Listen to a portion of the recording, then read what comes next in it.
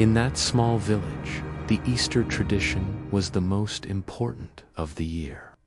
Every year, on Easter Sunday, the children received colorful eggs, always perfect, as if they were made by divine hands. It was a gift they waited for all year long, a symbol of joy and renewal. But little by little, something began to disturb Laura.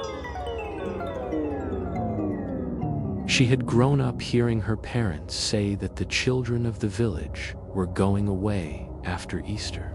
There were no explanations. The elders whispered that they were accidents, sudden illnesses, coincidences. But Laura began to notice the patterns. Every year, 1 or 2 children would receive a colorful egg and disappear. With each Easter, the number of children dwindled. They didn't just leave, they died. No one ever questioned the tradition, not openly. Parents never mentioned what was happening. To them, the Easter Bunny was a sacred figure, something that brought blessings. But Laura knew something was wrong, especially after her brother, Thomas, received an egg and, the next day, disappeared. He wasn't dead, not yet. He simply vanished.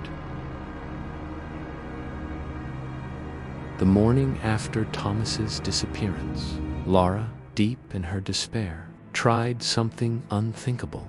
She took the Easter egg and placed it on her table. It was perfectly intact, as if nothing had happened. As she looked at the egg, she felt a growing pressure on her. Something pushed her to break it with the same unyielding force that nature exerts on the wind. She couldn't stop the impulse. With trembling hands, she broke the egg. But as she did, something made her stop. Something was wrong. The egg wasn't empty. Instead of candy and chocolate, there were pieces of a dark, viscous substance, as if the very essence of life had been torn apart inside. And when she tried to step away, a muffled sound echoed through the house. It was as if someone was breathing behind her, something distant yet close. She turned around and saw what no one else could see. The footprints, with the fresh snow from the night before, led directly to her bedroom window.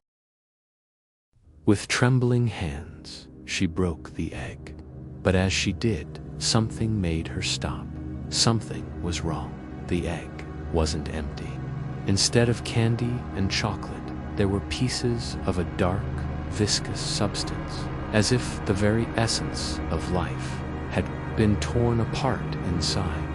And when she tried to step away, a muffled sound echoed through the house.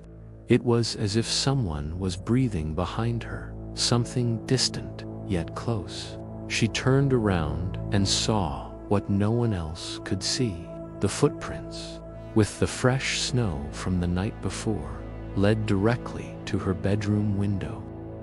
Before she could breathe again, the door of her house slammed shut. The cold wind rushed in. What was happening? What did she not know? She didn't dare sleep that night. But fatigue, at last, overcame her. She fell asleep, eyes wide open, but immersed in a morbid stillness.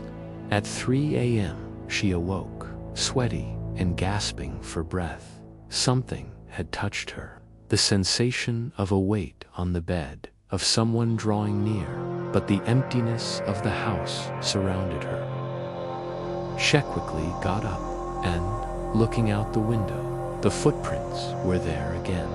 There was no one but the footprints. They continued to her window. The next morning, something had changed. Laura looked at the broken egg, which was now intact again, but in a different shape. It was almost as if it had been molded again, as if something was preparing for the next cycle. She finally understood. The Easter Bunny wasn't a benign figure. He didn't bring blessings. He was an impersonal entity, made of necessity. Death was necessary. He didn't kill because he wanted to, but because the cycle of the village required that there always be a victim. There would always be someone to die. There was no escape. The cycle had to be fulfilled.